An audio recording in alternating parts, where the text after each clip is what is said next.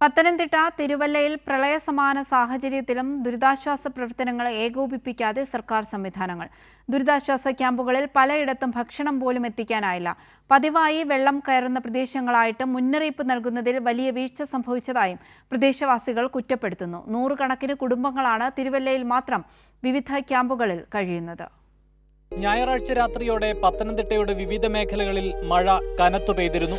എന്നാൽ ക്യാമ്പുകളിലേക്ക് മാറുന്നത് ഉൾപ്പെടെയുള്ള മുന്നറിയിപ്പുകൾ നൽകാൻ സർക്കാർ സംവിധാനങ്ങൾ തയ്യാറായില്ലെന്നാണ് ആക്ഷേപം. പുലർച്ചെ 2 മണിയോടെ വീടുകളിൽ ഉൾപ്പെടെ വെള്ളം കയറി. പ്രാണൻ മാത്രം കയ്യിൽ പിടിച്ച് ആളുകൾ വീടുകളിൽ നിന്ന് ക്യാമ്പുകളിലേക്ക് മാറി. ഇതിങ്ങനെ സാധാരണ വെള്ളപ്പൊക്കം പോലെ 18-നെക്കാട്ട് കഷ്ടമായിട്ട് ഇടിച്ചു കയറി വരുമായിരുന്നു. ഇത് അങ്ങനെ 18-ലാണ് ഒരു അറിയിപ്പെല്ലാം കിട്ടിയത്. ഇതിനാണ് ഒരു അറിയിപ്പും കിട്ടിയിട്ടില്ല. ഓർക്കപ്പുറത്ത് വന്ന് കയറുമായിരുന്നു. ഇത് ഇച്ചിരി ഇരട്ടി പോയിരുന്നെങ്കിൽ ഈ പാവങ്ങളായ ഇവിടെ ഈ വെള്ളത്തിലെല്ലാം മുങ്ങിച്ചത്ത് പോയേനെ. ഇച്ചിരി നേരത്തെ വന്നുകൊണ്ട് എങ്ങനെ ഒരു തന്തിക്ക് മുമ്പ് കരയിൽ പറ്റാൻ ക്യാമ്പിൽ പോകാൻ ഒത്തു.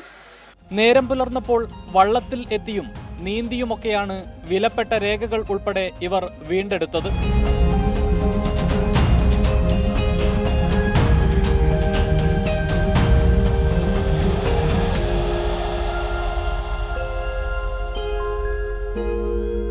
തിരുവല്ലയിൽ മാത്രം SMV school, saint Thomas school, Devaswom board school തുടങ്ങിയ ക്യാമ്പുകളിലായി നൂറുകണക്കിന് കുടുംബങ്ങളാണ് കഴിയുന്നത്.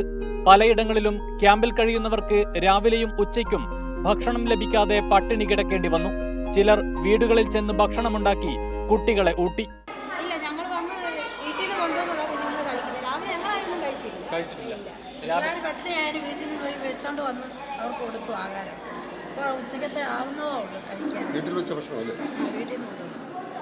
ഒറ്റപ്പെട്ട പലയിടങ്ങളിലും ക്യാമ്പുകൾ തുറക്കാൻ പോലും ബന്ധപ്പെട്ടവർ തയ്യാറായില്ലെന്നും വ്യാപക പരാതിയുണ്ട്.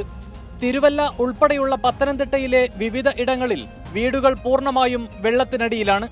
എന്നാൽ അധികൃതരുടെ നിസ്സംഗതയിൽ ദുരിതാശ്വാസ ക്യാമ്പുകളിലും ദുരിതം പേറുകയാണ് ദുരന്തബാധിതർ. ക്യാമറ പേഴ്സൺ മുനീർ ഖാനൊപ്പം കമലേഷ് തെക്കേക്കാട്, കൈരളി ന്യൂസ്, തിരുവല്ല.